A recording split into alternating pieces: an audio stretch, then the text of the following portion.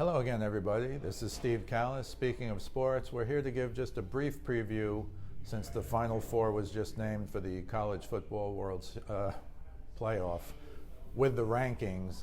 We're going to give you a brief preview now. Of course, the games aren't until December 28th, and so we'll give you something short now, and we'll give you something more detail a few days before those games. I should also mention on the side for Notre Dame fans, Notre Dame is also playing Iowa State on December 28th. We'll do a preview of that game right before December 28th as well. And it's too bad Notre Dame lost those two games, because I think with one loss, they had a chance to be the fourth seed. I don't know if they would have been the fourth seed, but they had a chance. But of course, they lost to Georgia and to Michigan.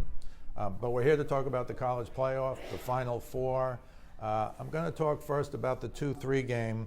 That's a more interesting game, probably a more competitive game. As everybody knows by now, LSU jumped Ohio State on the last day of the year.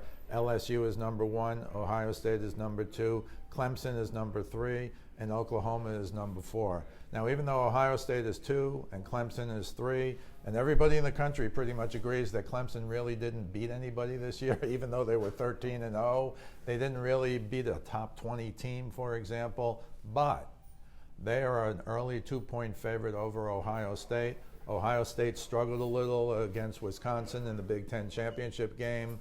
Clemson just pretty much blew through their schedule except for maybe one or two somewhat close games. But again, they didn't beat a ranked team. But here's why they're the favorites in this 2-3 matchup. Clemson won the national championship last year, as you know. Trevor Lawrence is considered to be a pro quarterback already. He had a good year. I don't think he can win the Heisman this year, but he had a good year. They got plenty of guys coming back from last year, and they are already champions. Coach Sweeney is a top-flight coach, as you know. So I think that's why they're the favorites. But here's the question mark. They have not been tested. They have not been punched in the mouth. They have not played a team anywhere near as good as Ohio State. So even though a lot of people are picking Clemson based on last year and their superstar quarterback, I'm going to stay with Ohio State. Ohio State has just been incredible this year. Justin Fields, 40 touchdowns, 1 interception. I don't think anybody's done that in the history of college football. They also have an excellent defense. Chase Young, they're talking about Chase Young. They might actually have 2 guys who are Heisman Trophy candidates. I'm sorry. One on offense, one on defense. Chase Young is a defensive end who's just incredible. You know, you have to double him on every play. And so when you see him not being dominant, it's because he's being doubled and other guys are getting the chance. Jeff Okudah is a top cornerback in the country. Malik Anderson, a linebacker who might be an All-American. So they have big stars on each level of the defense, coupled with what Justin Fields has done. Now, already everybody's saying, well, Justin Fields, he's not that great a passer. He's really a good runner. And again, there's a little bit, in my view, of that African-American bias almost, which now should be changing when you see guys like Lamar Jackson win the Heisman and do what he's doing in the pros. And other guys, you know the guys, Patrick Mahomes. I mean, there's a bunch of them. So Justin Fields, 40 touchdowns, 1 interception. Can you throw it better than that? So I think that's a little unfair, although we're going to see what happens, because it looks like the game plan for Clemson, and again, their defense is good, but they haven't really been tested this year. They're going to try and stop Justin Fields from being a runner, which would make him throw the ball. And if you're 40 touchdowns, 1 interception, it seems to me you can throw the ball even against a team like Clemson.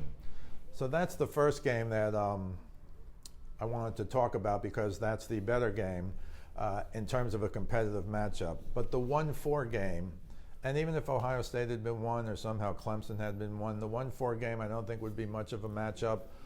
Oklahoma beat Baylor in overtime, and Utah lost. Those were the two, the winner of Oklahoma, Baylor, and Utah were the 2 who had a chance to be 4th. Since Utah lost, they knocked themselves out. Oklahoma beat Baylor in overtime. They're the number 4 seed. Already the line is out in LSU, which was dominant down the stretch. They were just incredible. They have Joe Burrow, who's going to be the Heisman Trophy winner. I'd be shocked if he doesn't win the Heisman. Even in the last game, when they killed Georgia 37-10. They're a 13-point favorite, I should have said right up front. So obviously the odds makers don't think this is really going to be a game. But this Joe Burrow, they were saying in the last game, the announcers were saying, oh, he's Tom Brady with mobility.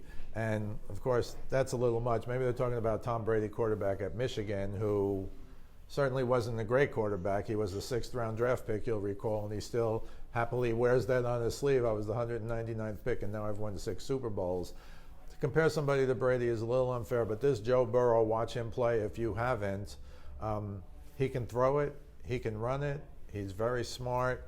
He's the key to their team. LSU has never had that kind of quarterback, and the knock on them were always they were just a running team. They couldn't throw the ball. They were good defensively, but they could never get over the hump. I think this year they're getting over the hump.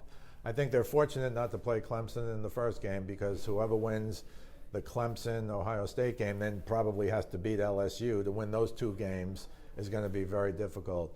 So Coach Orgeron, who is a top coach, he's got that gruff voice, go Tigers, you love the way he is, but he finally got what he needed, and he said this a number of times.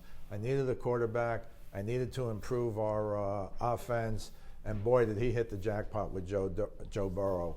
Coach Riley over at Oklahoma, look, Jalen Hurts, who was a backup or lost his job last year, is now the starting quarterback.